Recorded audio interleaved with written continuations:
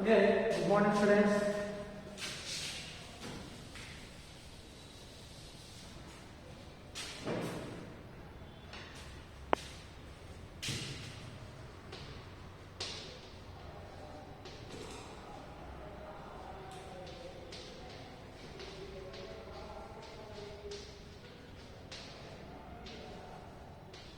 So ఈ interview మనము రెండు లాంగ్ క్వశ్చన్స్ మనం అనేది ఆల్రెడీ మనకు కంప్లీట్ అయినాయి కదా.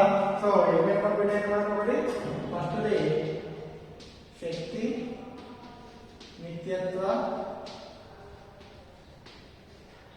నియమం అంటే ఏమిటి, స్వేచ్ఛగా కిందికి పడుతున్న వస్తువు విషయంలో శక్తి నిత్యత్వ నియమాన్ని రుజువు చేయాలి కదా. అదైతే నెక్స్ట్ పని శక్తి సిద్ధాంత నిరూపణ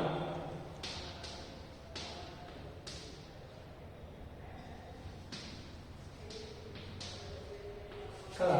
పని శక్తి సిద్ధాంత నిరూపణ గురించి కూడా మనకు 8 మార్క్స్ రావడం జరిగింది. సో ఇది కూడా ఒక 8 మార్క్స్ అండ్ ఇది కూడా 8 మార్క్స్ కంప్లీట్ అయినాయి కదా.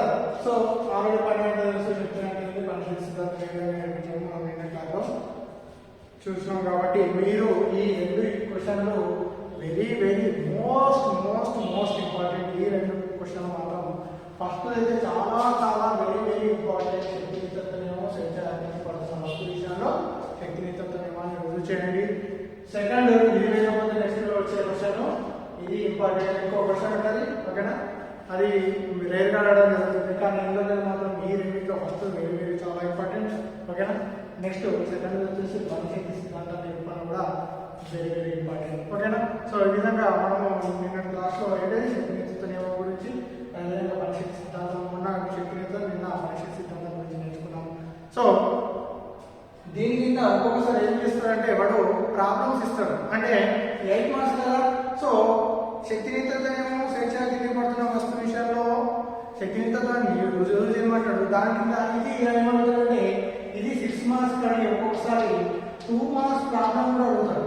ఇందులో ఇదే 2 మార్క్స్ ప్రాబ్లం అడుగుతారు. అంటే మొత్తం దీనికే 8 మార్క్స్ ఇవ్వకుండా దీన్ని ఏం చేస్తాడు 6+2 అడగడం జరుగుతుంది. అంటే ఒకవేళ మనం ప్రాబ్లం చేస్తే 2 మార్క్స్, అదేవిధంగా ఈ క్వశ్చన్ మనం ఆన్సర్ చేసినట్లయితే 6 మార్క్స్ రావడం జరుగుతుంది. సో మొత్తం 6+2 8 మార్క్స్ అవుతుంది. ఒక్కొక్కసారి డైరెక్ట్ మనకు ఈ 2 మార్క్స్ అవ్వకుండా డైరెక్ట్ 8 మార్క్స్ అనేది ఇవ్వడం జరుగుతుంది.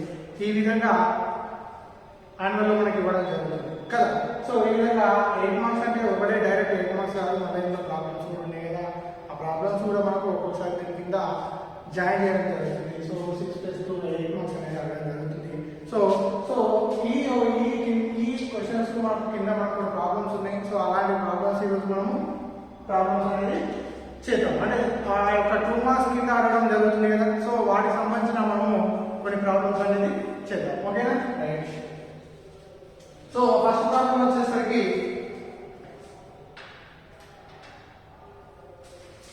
ఫస్ట్ క్వశ్చన్ వచ్చేసరికి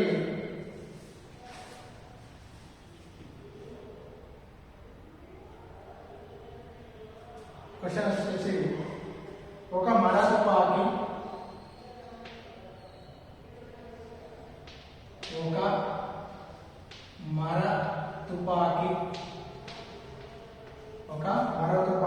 నిమిషానికి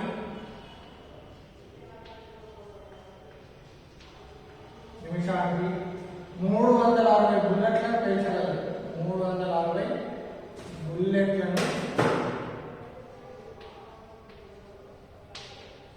బుల్లెట్లను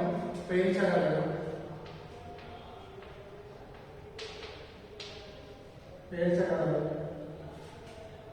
వెలువడే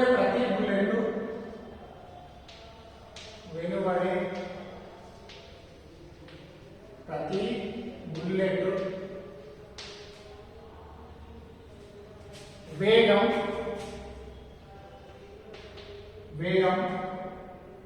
600 మీటర్ పర్ సెకండ్. ప్రతి బుల్లెట్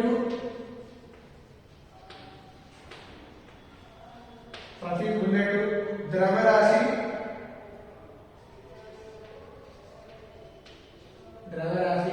5 గ్రాములు అయితే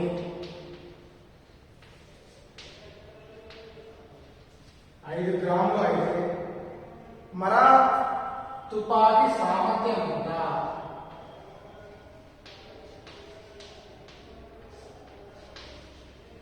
సామర్థ్యం ఎంత?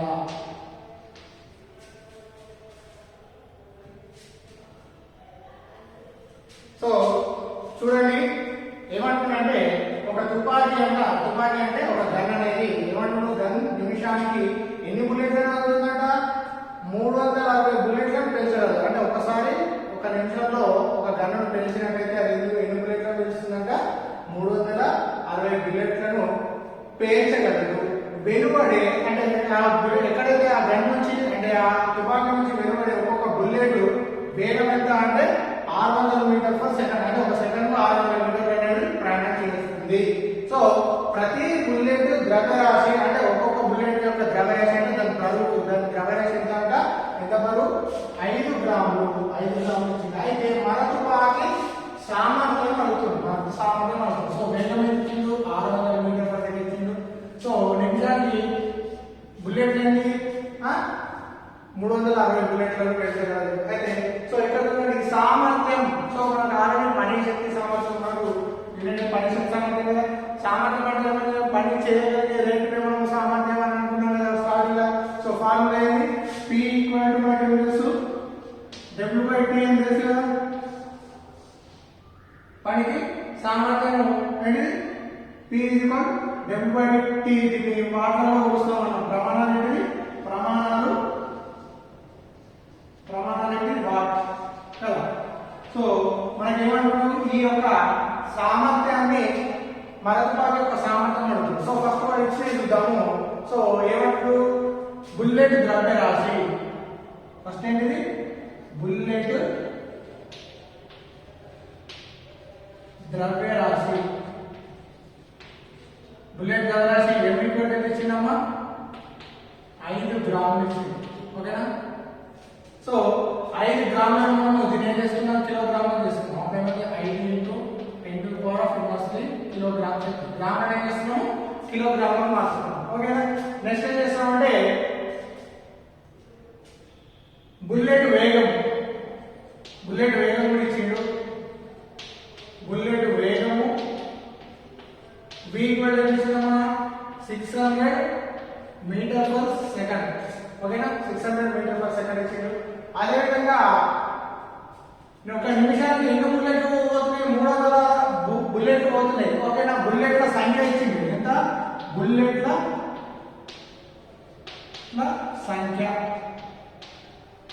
సంఖ్య ఎన్ని ఎంత ఇచ్చిందమ్మా? 360 ఇచ్చింది కదా. 360 ఇచ్చింది. నెక్స్ట్ ఏమంటాడు? ఒక నిమిషానికి అంటే కాలం ఇచ్చింది, టైం ఇచ్చింది. ఏంటిది? కాలం T ఎంత ఇచ్చిండు? ఎన్నిసార్లు కాలం అంటే 1 నిమిషం ఇచ్చిండు. 1 నిమిషం ఈక్వల్ టు ఎన్నైతే 60 సెకండ్లు రాసుకోవచ్చు కదా. 60 సెకండ్లు.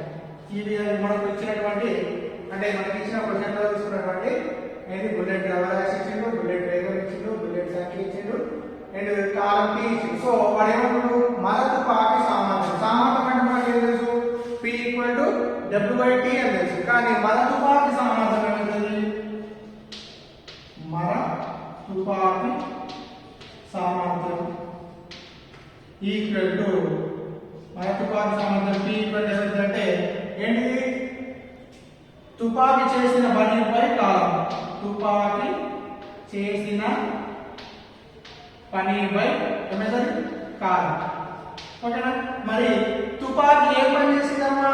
తుపాకీ ఏం చేసింది? బుల్లెట్లను వేసింది కదా. సో బుల్లెట్లకు ఏముంటుంది? బుల్లెట్ వేసినప్పుడు బుల్లెట్ ఏముంటుంది? గతి శక్తి ఉంటుంది. ఎన్ని బుల్లెట్లు? 360 బుల్లెట్లు కూడా పోతున్నాయి. అంటే ఆ తుపాకీ చేసిన పని ఏంటి అంటే బుల్లెట్ల సంఖ్య యొక్క గతి శక్తి. తుపాకీ చేసిన పని ఏంటి? బుల్లెట్ల గతి శక్తి బై కాలం. ఏం పని అయింది? అది బుల్లెట్లను బయట పంపించింది కదా. సో బుల్లెట్లకు బయట పంపించింది కాబట్టి తుపాకీ చేసిన పని ఏంటి? బుల్లెట్ యొక్క గతి శక్తి అనేది అక్కడ జరిగిన దాని యొక్క పని అనేది అవుతుంది కదా. సో అప్పుడు బుల్లెట్ యొక్క గతి శక్తి బై కాలం. ఓకే, ఇప్పుడు చూడండి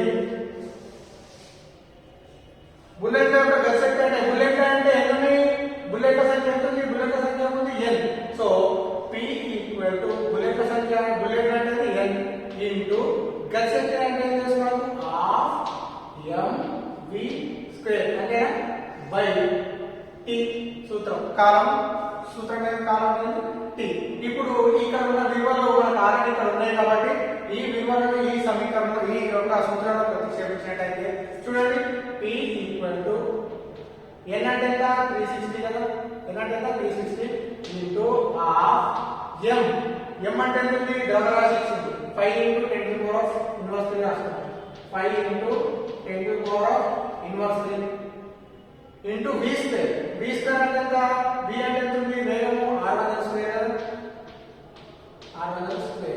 బై కాలం అంటే ఎంత ఉంది 60 సెకండ్లు ఓకేనా ఈ విధంగా 60 సెకండ్లు అనేది తీసుకోవడం జరిగింది. సో ఇక్కడ చూడండి so p equal to 360 into 1/2 అంటే కిందికి రాస్తున్నాము ఇంటూ ఓకేనా 5 ఇంటూ 10 టు పవర్ ఆఫ్ వస్తుంది కదా 5 రాస్తున్నా ఇంటూ చూడండి 600 స్క్వేర్ అంటే 600 ఇంటూ 600 తీసుకుంటున్నా ఓకేనా బై ఈ రెండు కిందికి వస్తుంది కాబట్టి 2 ఇంటూ 60 అట్లనే ఉంది ఇంటూ ఇక 10 టు పవర్ ఆఫ్ వస్తే కిందికి వస్తే 10 టు పవర్ ఆఫ్ క్యూబ్ అవుతుంది 10 టు పవర్ ఆఫ్ క్యూబ్ అంటే ఎంత 1000 కదా ఇంటూ 1000 ఓకేనా 1000 ఓకేనా అర్థమైందా క్లియర్ ఓకే.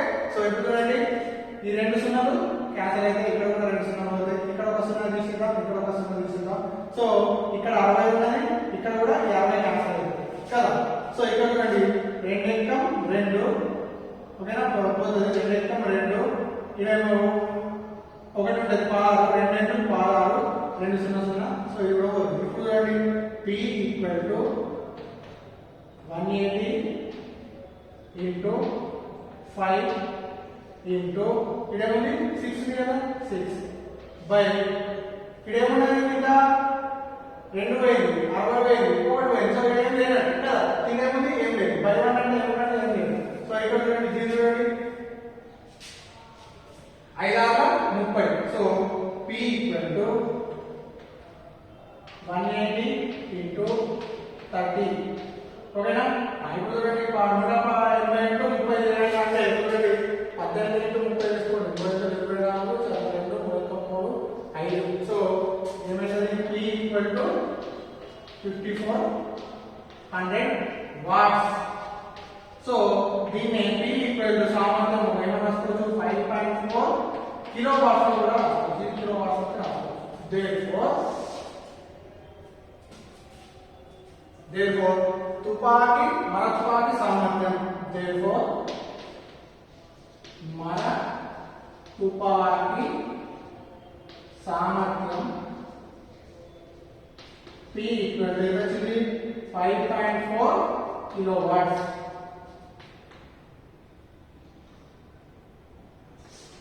సో ఇది అన్నట్టు ఓకేనా వాడికి మనము ఏంటిది సామర్థ్యాన్ని మనము తీసుకొచ్చాము అంటే ఆ యొక్క ఏంటిది మన తుపాకీ ఒకవేళ ఏంటిది 360 బుల్లెట్లను నిమిషానికి వేసినట్లయితే వెలువడే ప్రతి బుల్లెట్ యొక్క వేగం 600 మీటర్ పర్ సెకండ్ అయితే ప్రతి బుల్లెట్ ద్రవ్యరాశి ఏమంటున్నారు 5 గ్రాములు అంటున్నారు కదా 5 గ్రాములు అయితే మన తుపాకీ సామర్థ్యం ఎంత అని అడిగింది కదా. మన తుపాకీ సామర్థ్యం అంటే ఆరోగ్యం తెలుస్తున్నాము బుల్లెట్ ద్రవ్యరాశి ఇచ్చిండు ఏం తీసుకోండి 5 గ్రాములు ఇచ్చి మన సెలెక్ట్ చేసినాం 5 గ్రాములు ఇచ్చిండు 5 గ్రాములు అంటే దీన్ని కిలోగ్రాములు మార్చుకుంటే 5 into 10 to power of inverse cube అవుతుంది ఇన్వర్స్ 3 అవుతుంది.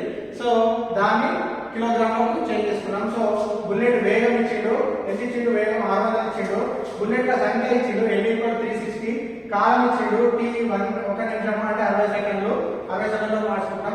సో మన తుపాకీ సామర్థ్యం యాక్చువల్గా మనకి సామర్థ్యం ఫార్ములా ఉంది ఏంటిది సామర్థ్యం ఫార్ములా p ఈక్వల్ w/t అంటే జరిగిన పనిపై కాలం ఏం పని చేసింది ఇక్కడ తుపాకీ పని చేసింది. సో తుపాకీ చేసిన పనిపై కాలం తుపాకీ ఏం పని చేసినా మా బుల్లెట్లను బయట పంపించింది ఎన్ని బుల్లెట్లు n బుల్లెట్లు ఇంటూ గతి శక్తి ఓకేనా ఇదేంటి n బుల్లెట్ల గతి శక్తి జరిగిన పని అనేది అవుతుంది. సో n బుల్లెట్ల గతి శక్తి అంటే బై కాలం అయితే n బుల్లెట్ల యొక్క గతి శక్తి అంటే n బుల్లెట్స్ అంటే మనకి ఏముంది n ఈక్వల్ టు 360 ఇంటూ గతి శక్తి అంటే ఏం చేస్తున్నాం ఫార్ములా గతి శక్తి అంటే హాఫ్ mv స్క్వేర్ అక్షరం రాసుకున్నాం బై t అంటే ఇది కాలము. సో కాలము t కాబట్టి t అని రాసుకున్నాము. సో ఇప్పుడు ఇలా ప్రతిక్షేపిస్తున్నాం ఏంటంటే 360 1/2 into 5 into 10 to power of 3 into 600 square కదా.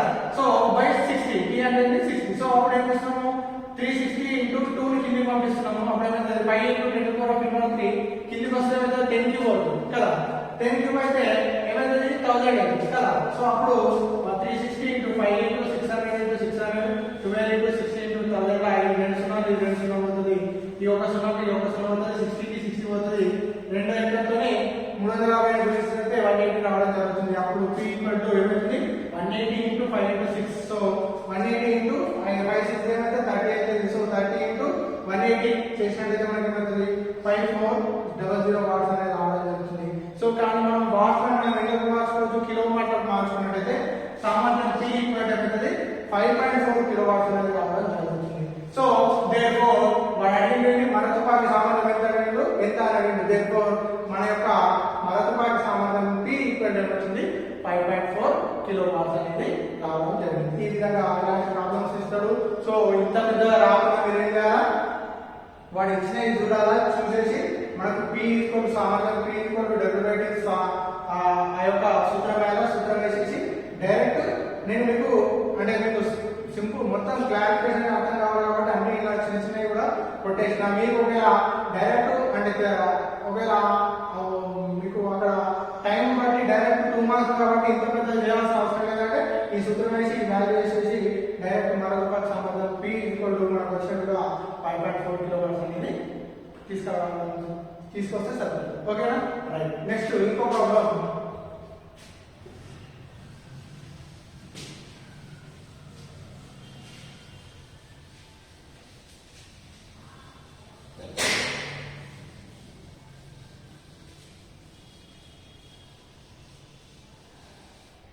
సో నెక్స్ట్ ప్రాబ్లం వచ్చేసి ఒక పంపు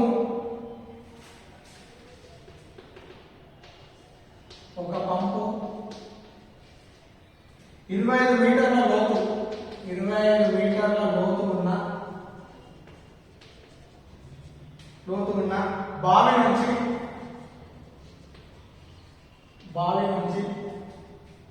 నిమిషానికి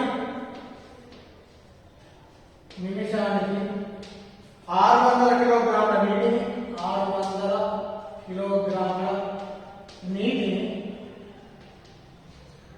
600 కిలోగ్రాముల నీటిని పైకి తోడి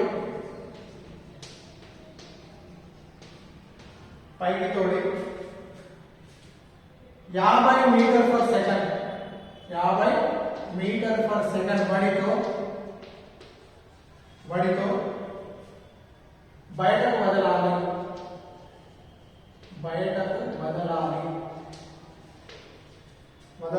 దీనికి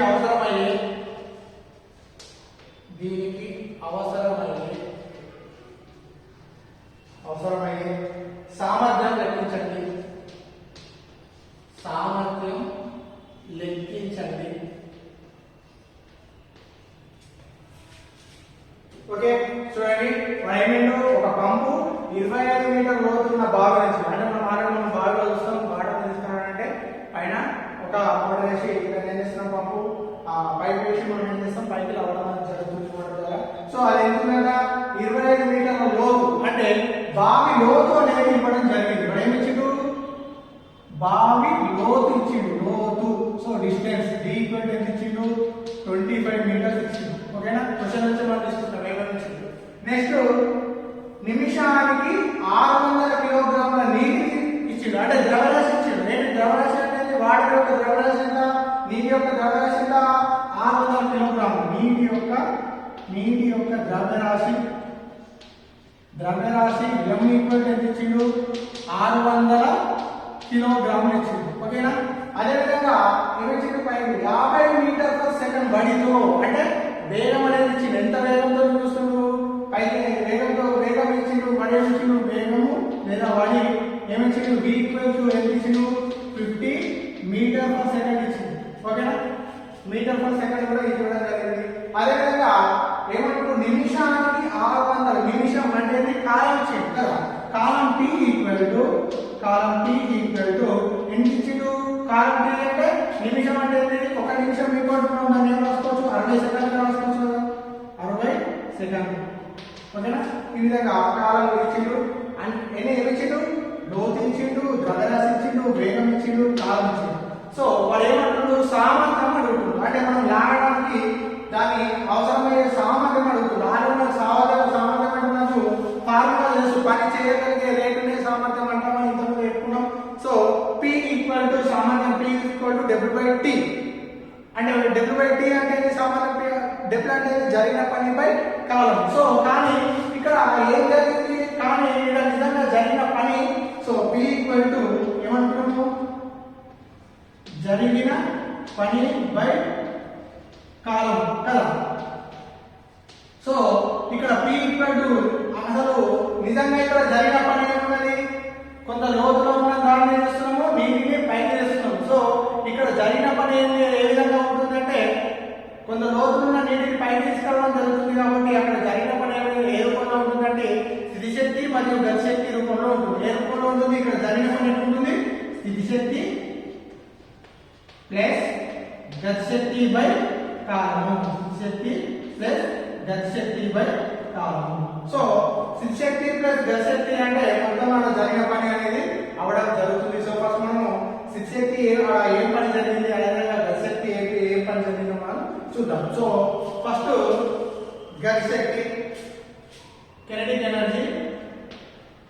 గతి శక్తి ఈక్వల్ టు ఫార్ములా తెలుసు, ½ ఈ ఫార్ములాలో మనకు వచ్చిన విలువలు ఇలా ప్రతిక్షేపించినట్లయితే so kinetic energy equal to m అంటే ద్రవ్యరాశి ఎంత ఇచ్చిండు ఇంటూ 600 ఇంటూ v². v అంటే ఎంత ఇచ్చిండు? వేగము 50² అంటే 50 ఇంటూ 50 రాసుకోవచ్చు కదా. 50 ఇంటూ 50 రాసుకోవచ్చు కదా. సో 2 ఎక్కం 2 2 6 0 0. సో ఇవ్వదు. So kinetic energy equal to 300 into 550 into 50. చూడండి 5×15 ఏమైతే 75. డైరెక్ట్ ఇక్కడ చూడండి. ఎప్పుడైనా గుణకారం చేసినప్పుడు మనము ఆ సున్నాలను పట్టించుకోవద్దు. ఆ సున్నాలను మిగతా ఈ ముందట చేసుకున్నట్లయితే ఆటోమేటిక్ గా సున్నాలు మనం తర్వాత రాసుకుంటే అయిపోతుంది. ఏమంటున్నా 5×15 75. 75 రాసుకుంటాం. 1 2 3 4 5 సున్నాలు ఉన్నాయి, 4 సున్నాలు ఉన్నాయి కాబట్టి 4 సున్నాలు పెట్టేసుకుంటాం. సో మనకి గతి శక్తి వచ్చేసి ఏంటిది? గతి శక్తి ఈక్వల్ 7,50,000 అంతే కదా. 7,50,000. ఓకేనా. నెక్స్ట్ మనకి ఏం కావాలా? స్థితి శక్తి కావాలి, పొటెన్షియల్ ఎనర్జీ.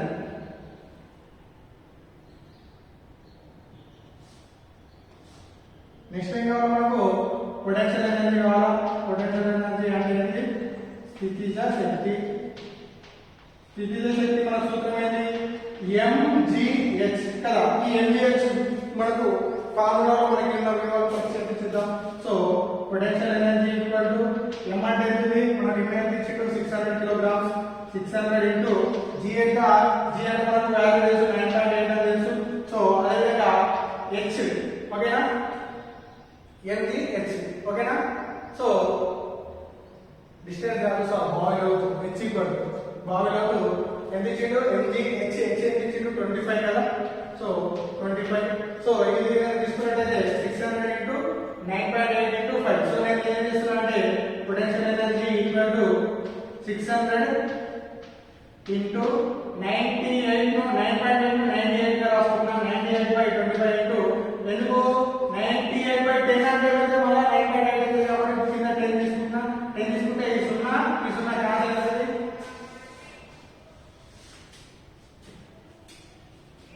సో ఇప్పుడు చూడండి potential energy equal to so 60 into 98 into 25. Okay. So ఈ మొత్తం మనం గుణకారం చేయాలి. సో ఈ మొత్తాన్ని గుణకారం చేసినట్లయితే పొటెన్షియల్ ఎనర్జీ ఈక్వల్ టు 14700 వస్తుంది. 14700 వస్తుంది. మీరు కావాలంటే గుణకారం చేయండి. ఓకేనా. మీ దాంట్లో మనం గుణకారం కుదరదు. సో 60 ఇంటూ 98 ఇంటూ తీసుకున్నట్లయితే పొటెన్షియల్ ఎనర్జీ వచ్చింది 1,40,000 అనేది రావడం జరుగుతుంది. సో ఇప్పుడు మనకు స్థితి శక్తి వచ్చింది మరియు గతి శక్తి వచ్చింది. కానీ సో మనకు కావాల్సింది సామర్థ్యం కావాలి. ఏంటిది? వాడు బయటకు వెళ్ళాలి కాబట్టి దానికి కావాల్సిన సామర్థ్యం సామర్థ్యం P ఈక్వల్ టు సామర్థ్యం P ఈక్వల్ టు ఏంటిది మొత్తం పని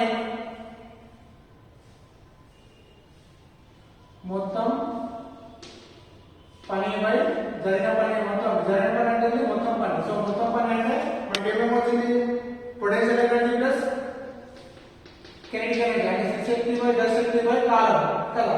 సో ఇక్కడ చూడండి m అనేది P equal to potential energy ఏమొస్తుందమ్మా 14,7,0,0 ప్లస్ కైనెటిక్ ఎనర్జీ ఏమొచ్చింది గతి శక్తి ఏమొచ్చింది ఇలా వాటర్ వస్తుంది గతి శక్తి ఎంత వచ్చింది పొటెన్షియల్ ఎనర్జీ శక్తి ఎంత వచ్చింది. సో మనకు గతి శక్తి అనేది 75 1 2 3 4 ఓకేనా. సో బై కాలం అంటే ఏముంది కాలం ఎంత వచ్చింది మనకు 60 శాతం కదా 60. సో ఇది చూడండి 75,000 750,000 ప్లస్ 14,7,0,0 చూడండి 3 0 ఉంటుంది ఇక్కడ 7 వస్తుంది 5 4 9 8 9. సో ఇక్కడ ఏమవుతుంది 8,90,000 బై ఏంటిది 60 కదా. 60 అంటే ఈ సున్నా క్యాన్సిల్ చేయండి. P ఈక్వల్ టు 8,9,7,0,0 బై 6 చేయండి. సో ఇక్కడ చేస్తున్నాను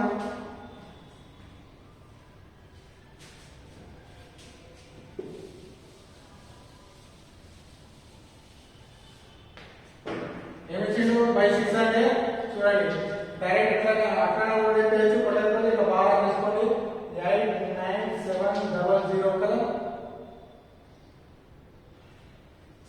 సారీ చూడండి చూడండి 6 ఎంత కట్టేది 60 ఎంత 3 39 6 24. సో ఇదేంటి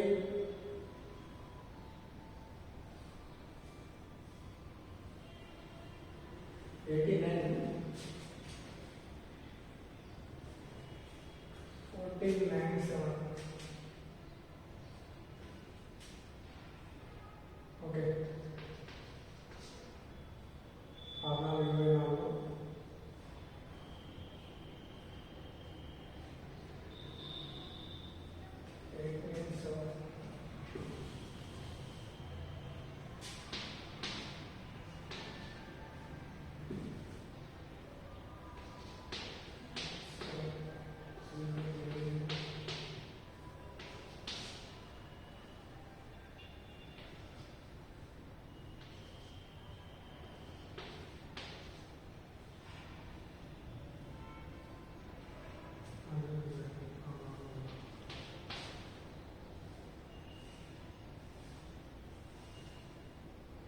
సో ఇది వచ్చేసి మొత్తం దీన్ని చేసినట్టయితే P ఈక్వల్ టు 14.4950 వాట్స్ అనేది రావడం జరుగుతుంది.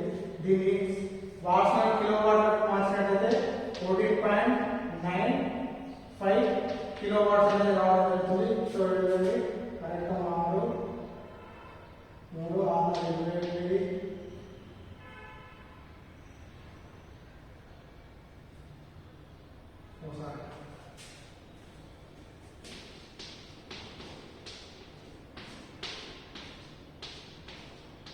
8 4 అయితే 2 ఓకేనా. సో 29 6 4 28 ఓకేనా. 0 8 అయితే 1 కదా. సో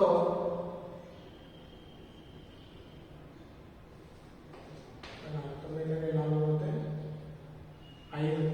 సో 5 మిగిలింది 7 6 9 9 6 54 కదా. 8 4 అయితే 3 9 0.